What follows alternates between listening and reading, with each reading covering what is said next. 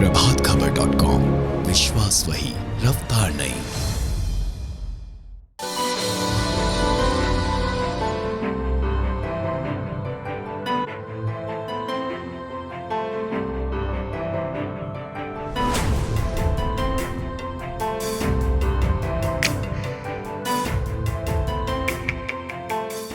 सरकार के माननीय मंत्री संसदीय कार्य श्री विजय कुमार चौधरी जी का हम स्वागत करते हैं। प्रभात खबर के इस नए परिसर में उनका यहाँ आगमन हुआ है और यह एक संयोग था कि बिहार झारखंड में हम लोगों ने तय किया कि प्रभात संवाद का एक कार्यक्रम किया जाए।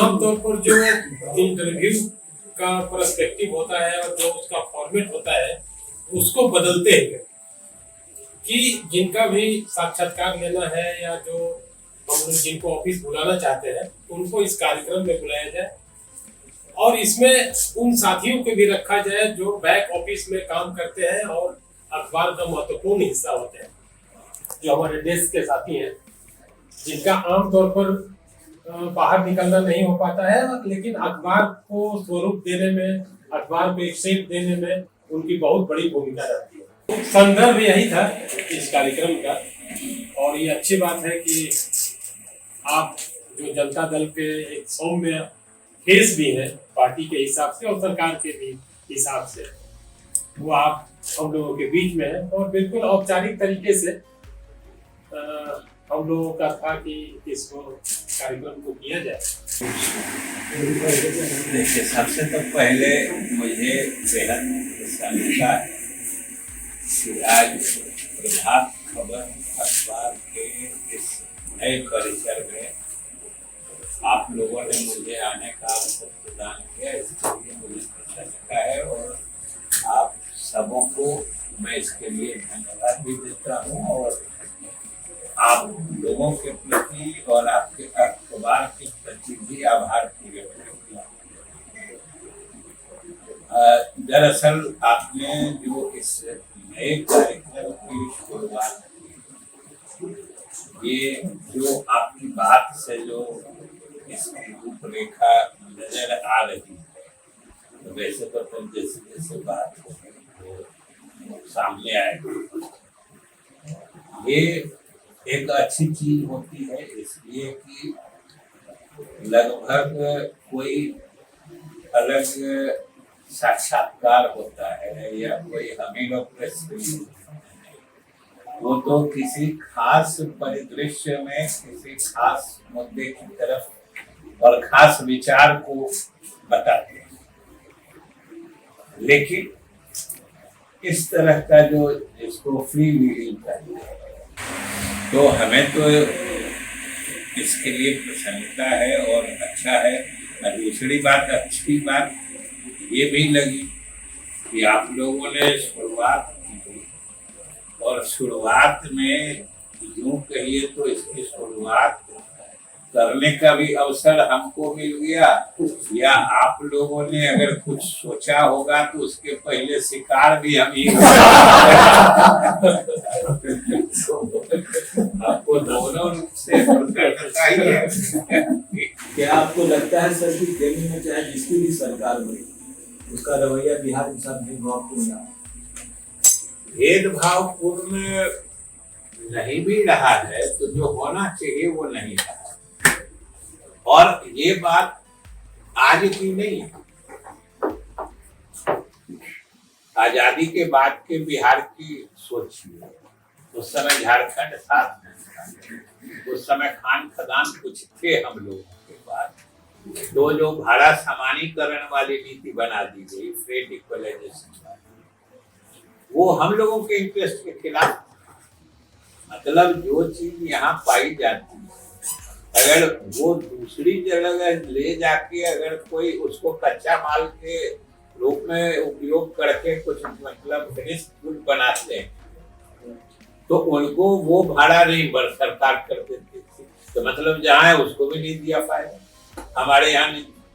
तो उस समय से जो बातें शुरू हो और आज भी हमने आपको बता दिया कि कई तरीके से जो हम लोगों को मिलना चाहिए। अब जैसे बाढ़ पीड़ित होने की बात, आप सोचिए कि हम भी जल संसाधन मंत्री हैं। ये 70 के दशक में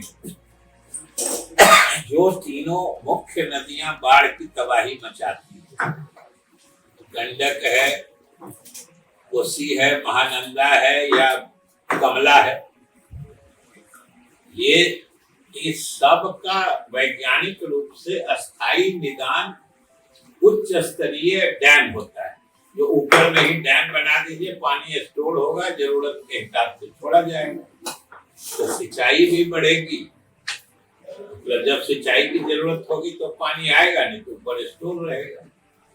लेकिन वो ऊपर की जगह जो चिन्हित की गई है साइंटिफिकली, जहाँ पे बन सकता है, वो सब नेपाल में, और जहाँ वो रिजर्वायर जलाशय बनता है वहां का एरिया थोड़ा डूबता है, जहाँ पे घेराता है, तो वो नेपाल उसको बनने नहीं देता है। मामला अंतरराष्ट्रीय हो जाता है। बिहार की तरफ से हम लोग कितनों रगड़ते हैं केंद्र सरकार को, जिस मुस्तैदी से और जितने गंभीरता से उठाना चाहिए केंद्र सरकार नहीं उठाती है, जिसके कारण जो कुछ आधारभूत संरचनाएं हम कुछ वर्षों में या एक साल में बनाते हैं, आधा एरिया में तो बाढ़ आई चली गई। कभी अभी रोज अभी ये देखते होइएगा रोज टीवी में, कहीं पंचायत भवन गिर रहा है, कहीं स्कूल बिल्डिंग गिर रहा है, रोज कट के गिर रहा है। तो ये सब कोई हम लोगों के गलती से तो नहीं ना होता है।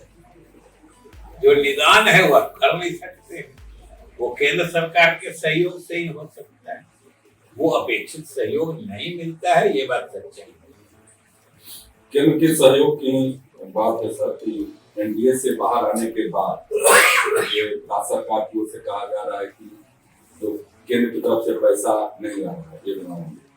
जैसा आपने भी कहा कि चालू वित्तीय वर्ष में 5 महीने बीत गए लेकिन एक भी पैसा नहीं है, इसमें कितनी सच्चाई और कितनी राजनीति, और सच्चाई है तो उस पैसे का इंतजाम आप लोग अपने स्तर से कैसे करते?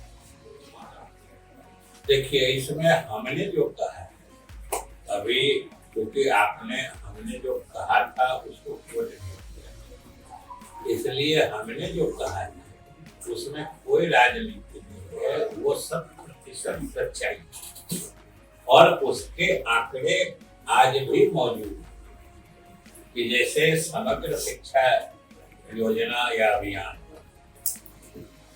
उस समय संयोग से हम शिक्षा मंत्री भी थे, उसमें 60-40 होता है। शुरू में 90 से जो हमने बताया घटते घटते 60-40 से, अब पिछले साल की बात ले तो उस अभियान के तहत हम लोगों ने, बिहार सरकार ने लगभग 14,000 करोड़ रुपया खर्चा, और इस खर्चे में अधिकांश शिक्षकों का वेतन होता है, बाकी कुछ थोड़ा थोड़ा। 14,000 करोड़ खर्चा किया, तो आप सोच लीजिए 60-40 में क्या अनुपात होता है। 8.5 करोड़, 8,500 करोड़ केंद्र सरकार की देयता बनती थी, 3,500 करोड़ हम लोग को देना था, और 21-22 की बात। और हुआ ये कि केंद्र सरकार ने 8,500 करोड़ की जगह पर सिर्फ 3,500 करोड़, और बाकी के जहां हम लोगों को 5,500 करोड़ देना था, 10,500 करोड़ रुपया बिहार सरकार अपने संसाधनों से उसमें डाल के तब हम अपने शिक्षकों का वेतन भुगतान करने में सक्षम। ये तो रिकॉर्ड की चीज है, इसमें तो राजनीति क्या है। और अभी पिछले महीने की बात हम कर रहे हैं कि 5 महीना बीत जाने के बाद एक भी पैसा नहीं आया। वो अलग अलग कभी कोई सिस्टम बदल के कह देंगे कि जो इसमें ये नहीं हुआ वो नहीं हुआ। नहीं देने का 100 बहाना होता है। हम लोग के वित्त विभाग में भी जिस विभाग को पैसा नहीं देना होता है उसका जो डिमांड आता है उसमें कोई क्वेरी लगा के दे अरे देना है आपको तो दे दो। तो ये तो सच्चाई। अभी हमने कहा था, बल्कि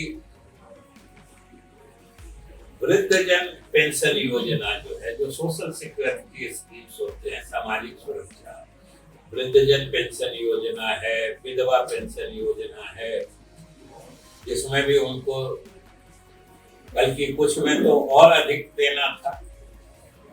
5 महीने गुजर जाने के बाद 1 पैसा नहीं आया।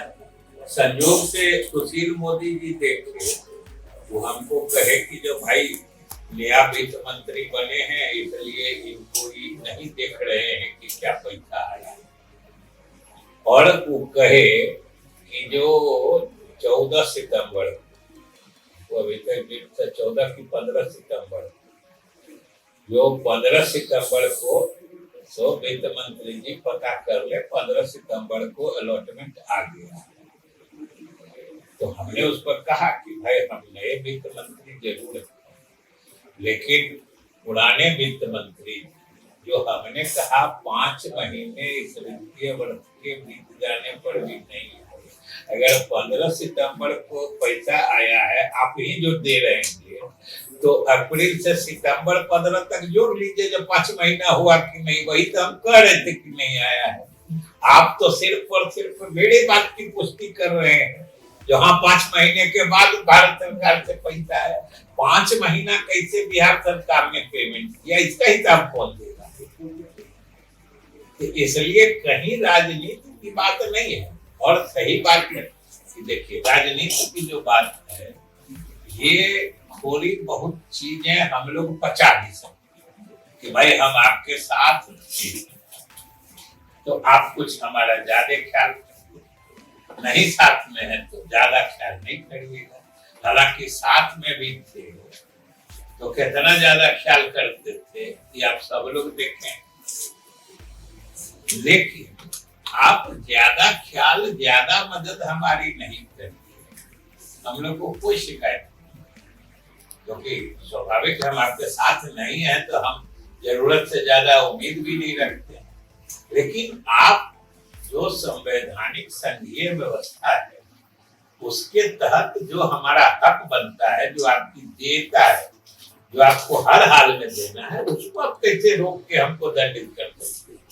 आज आप लोगों की मांग है कि विशेष राज्य का दर्जा दिया है, एक लंबा समय, इसकी क्यों जरूरत महसूस हो रही है, खासतौर पर बिहार में 5 मिनट? देखिए, उसकी वजह बिल्कुल स्पष्ट, वो किसी के भी देखने और समझने की चीज कि हम लोग विशेष दर्जे की मांग कर रहे हैं। आपको याद है, जब से खास तौर से बिहार में नीतीश कुमार जी के नेतृत्व में सरकार बनी, तभी से इस मांग पर जोर दिया जा रहा है। और उसका बिल्कुल स्पष्ट कारण ये कि हम लोगों ने अपनी विश्वसनीयता शासन के दृष्टिकोण से स्थापित कर तरीके जो मानक, हम कहीं पे हम लोगों की स्थिति अच्छी नहीं होती, बहुत पहले तो हम लोग नहीं मानते, लेकिन जब से हम लोगों ने अपनी विश्वसनीयता शासन के मामले में राष्ट्रीय स्तर पर प्रमाणित कर दिए कि भाई हम अपने सीमित संसाधनों के बावजूद हमेशा इस बात का ख्याल रखें, बिहार भौगोलिक दृष्टिकोण से उतना भाग्यशाली प्रदेश नहीं है। ये उस माने में इसका भाग्य इसके पक्ष में नहीं। इस राज्य का 73% भूभाग बाढ़ प्रवण या बाढ़ प्रभावित होता है।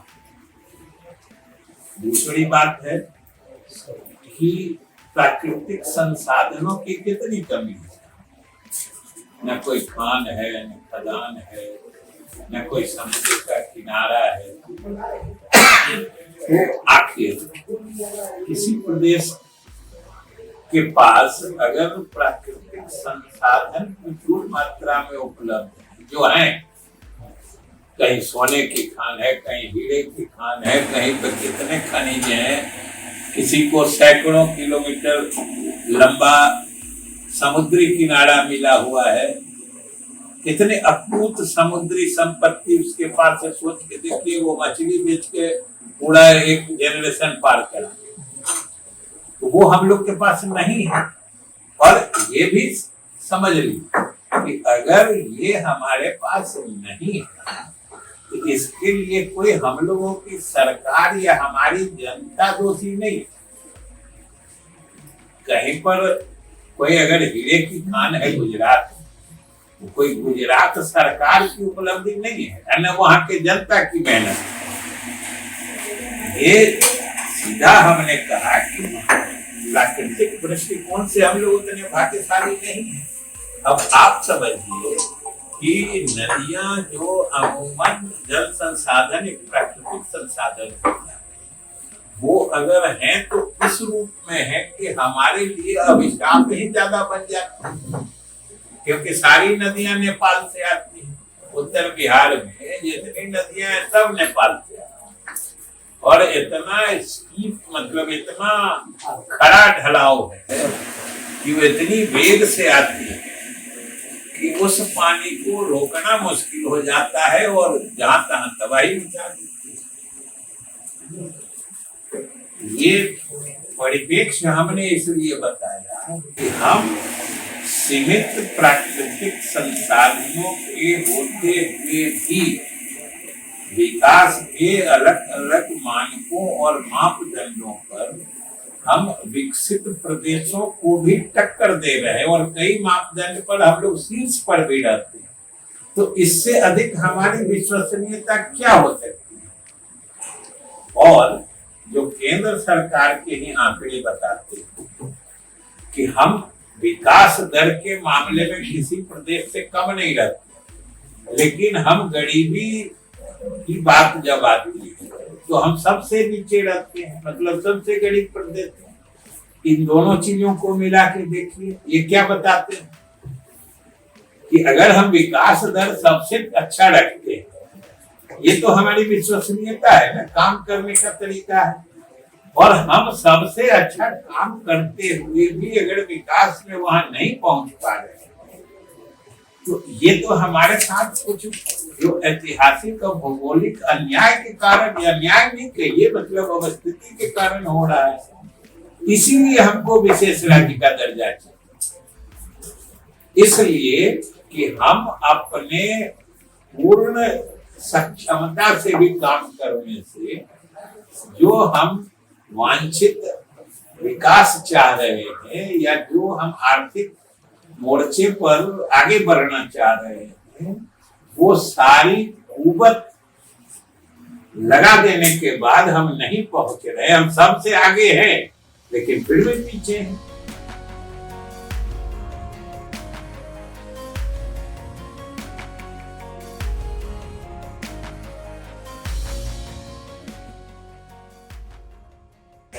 ये प्रभात संवाद, प्रभात खबर समूह की अच्छी पहल है। हम समझते हैं कि आज के समय में सभी तरह के विचारों संपूर्णता से एक जगह संकलित करके पाठकों तक पहुंचाना, ये बड़ी जिम्मेदारी है।